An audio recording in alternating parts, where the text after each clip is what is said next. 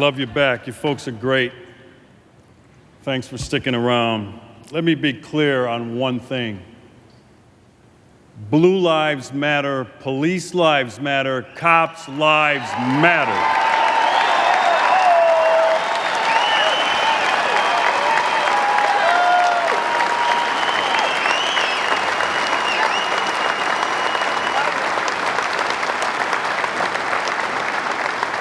And in saying that,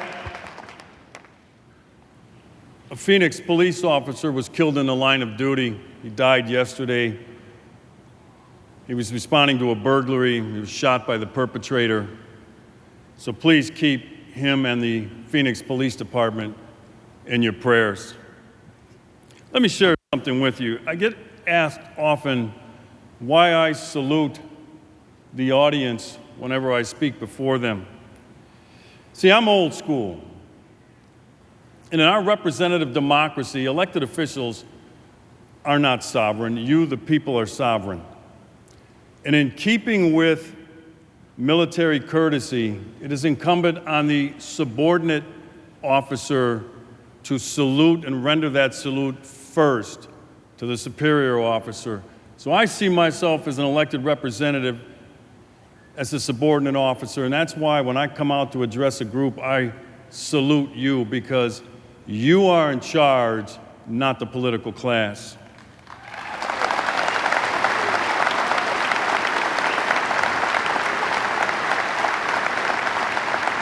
As my good friend Sean Hannity is fond of saying, let not your hearts be troubled. For in 244 days and a little less than 10 hours, Barack Obama will exit the White House for the very last time.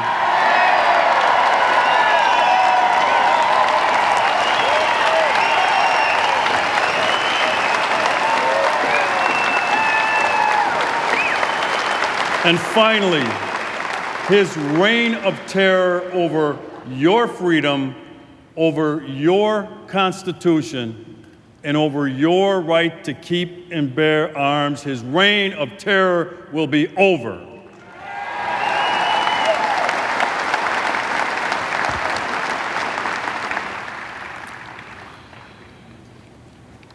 Very few topics in our human discourse spark as much emotion, passion, or vilification as the subject of guns in America. Now ask yourselves why. Why is the Second Amendment treated like the bastard child of the Bill of Rights by academia, the liberal mainstream media, and liberals in the political establishment? It's not about reducing mass murders, suicides, or street-level violence. Heck, it isn't really even about gun control, folks.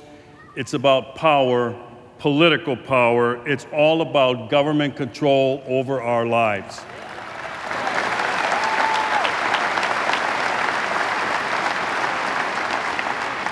These anti-gun bigots on the left realize that in order to grow a more centralized government, they have to defeat several powerful citizen-based organizations. These anti-gun zealots realize that to win a political argument, you need two things. You need a common enemy and a common language. And to the anti-gun left, the common enemy is the National Rifle Association, and you, its freedom-loving members. While the common language of the AGI, you know who the AGI is, right? The anti-gun idiots.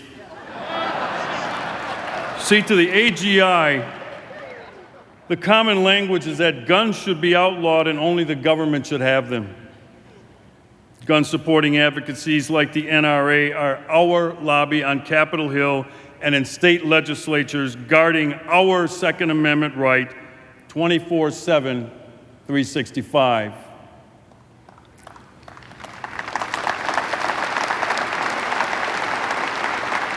You see, in politics, if you're not part of a special interest group or if you don't have a powerful lobby, you can't get a seat at the table of power to participate in discussions. As sheriff, I took an oath to uphold and defend the United States Constitution, all of it.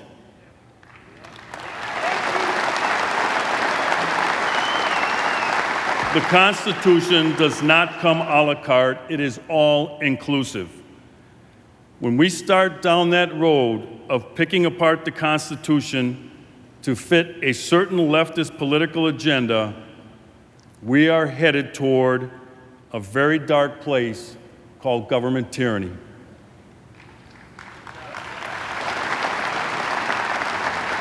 While there are so many attacks on our Second Amendment right to keep and bear arms, what's interesting is that this is a recent phenomenon. For most of our nearly 240 years as a constitutional republic, the right to keep and bear arms was never seriously questioned. It has only been in about the last 30 or 40 years that this inalienable right has been challenged. We have been conditioned by freedom-loathing gun haters away from gun ownership and even gun possession. You can go all the way back to early man, where weapons were used against threats as a matter of survival and to provide sustenance for daily existence. Like everything else in life, technologies emerge, and thousands of years later, the weapon became a gun, a firearm, but the need to defend oneself against threats remained the same. In 1775, here in the New World, a group of renegades we call the Founding Fathers, the framers of the Constitution, understood the threat posed by a strong central government. So they created this idea of self-rule around a document that strictly limits the power of government and places the power with you, the people, the individual, and the states.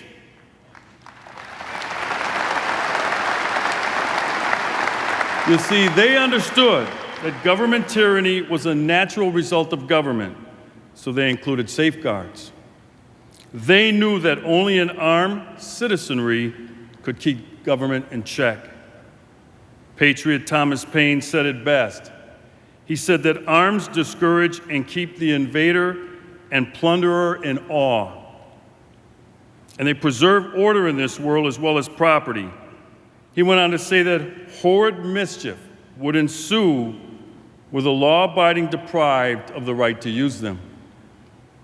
Folks, it's a historical truism that in the 20th century, Nazi Germany's use of firearm registration laws to confiscate weapons from Jews rendered them defenseless from attacks. And Switzerland's tradition of ensuring that every man was armed with military weapons kept at home, ready to organize as a militia of total resistance, played a significant role in dissuading a Nazi invasion during World War II. And then there is the issue of the right of the people to keep and bear arms for self-defense. This, as you know, is a natural right. Survival is the first law of nature because man has an inherent desire to survive. Sometimes that means fighting off criminal predators. Don't be misled by phony sloganeering like common sense gun legislation or smart guns. There is nothing smart about what they are up to, as you and I both know, that none of this crap will reduce violence, suicides, or mass shootings.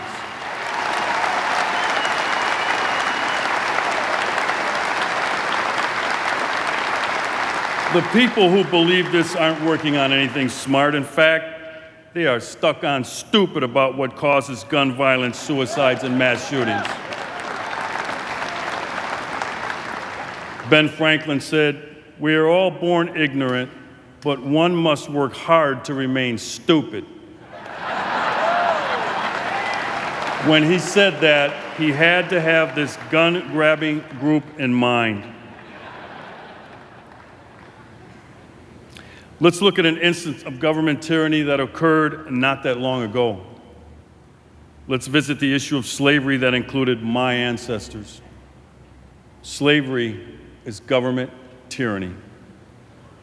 Government knows all too well that the first step to enslaving people is to disarm them. One of the hallmarks of slavery was that it was illegal to arm slaves or for slaves to possess weapons. Why?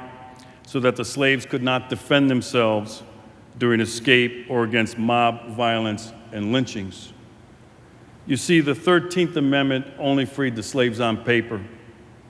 Only the ratification of the 14th Amendment, ordering that the Second Amendment applied to the states as well, allowed newly freed slaves to arm and thus defend themselves against ongoing mob violence, kidnappings, and lynchings.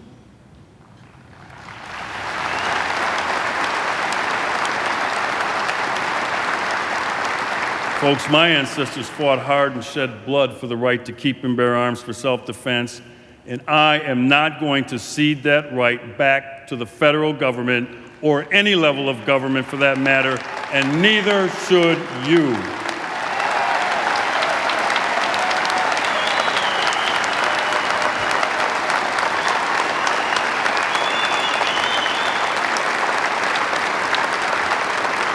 In closing, let's talk about the National Rifle Association.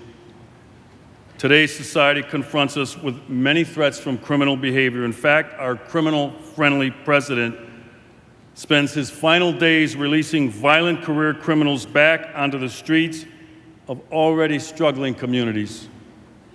He is the only president in U.S. history to visit a prison and tell killers and rapists and drug dealers that they are the product of a racist criminal justice system. Has this guy lost his mind? As my public announcements say at the end, you are the first line in your personal defense, not law enforcement. You always have been. But for the last 30 or so years, you have been conditioned away from that duty by having people simply tell you to dial 911. That might not be your best option. You all know Kimberly Corbin, our courageous NRA colleague who was sexually assaulted on the Northern Colorado University campus. This brave woman voluntarily shares the story of her horrific event so that other women do not have to experience what she did. You talk about courage. She found out that when seconds mattered, the police were not a 911 call away. She also learned that the only person safe in a gun-free zone like a college campus is the criminal. She knows that law-abiding people have been disarmed in these gun-free zones by their government. Don't ever let anybody tell you to outsource your safety to the government. Defend yourselves in ways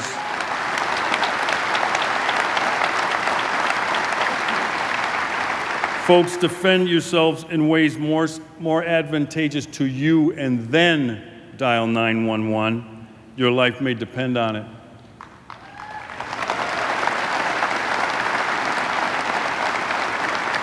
Handle that firearm, practice and become proficient with it. Know its capabilities and its limitations. Take time to learn the safe handling and storing of the weapon. A gun in the hands of law-abiding citizens is not a threat to society at large. It is a threat only to the criminal.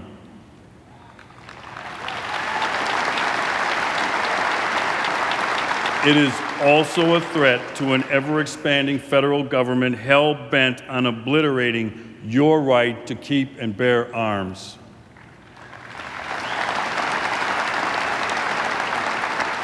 So here's what we need to do. We need to band together with the NRA and every gun-supporting lobby in America and pressure this GOP-controlled Congress to make it priority legislation to pass federal concealed carry license reciprocity in the United States of America.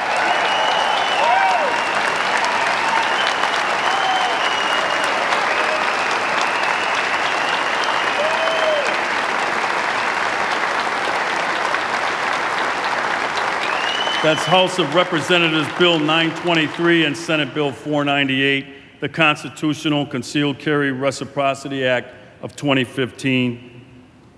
We have 40 GOP senators who have co-sponsored the legislation, but it languishes in a black hole in Congress, while a few misguided senators instead have made a bill that gives criminals expanded rights under the so-called criminal justice and sentencing reform a priority piece of legislation that is not what we, the people, sent them to Washington to do.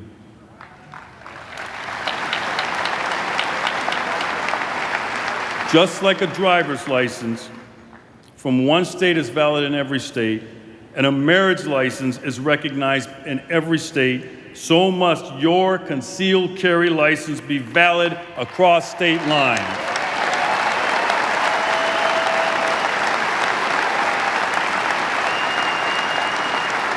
Think about this for a second. No other constitutional protection ends at the border of your state of residence. And think about this. Driving and marriage are not even constitutional rights. It is unconstitutional and unreasonable for someone to have to know the intricacies of concealed carry laws in differing states. In other words, you can be valid in one state, drive through another, and be in violation of the law. This is insane, and it has to be fixed now.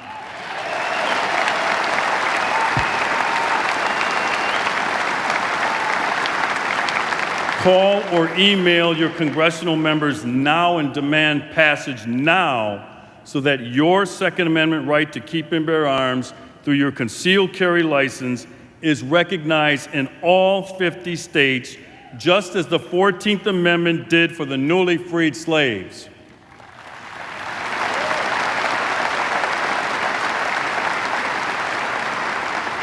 I challenge people at the end of every public safety message I put out on Milwaukee radio.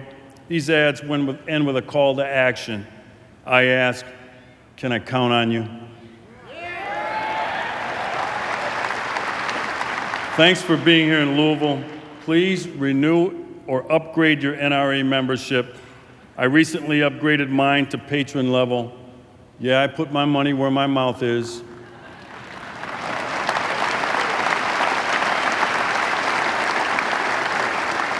Do it here. The lines may be long, but that's an encouraging thing, because human nature being what it is, we go back home, it starts to fall on the priority list. We cannot have that happen. Do it here and do it now. Keep fighting. God bless you, and may God continue to bless the United States of America.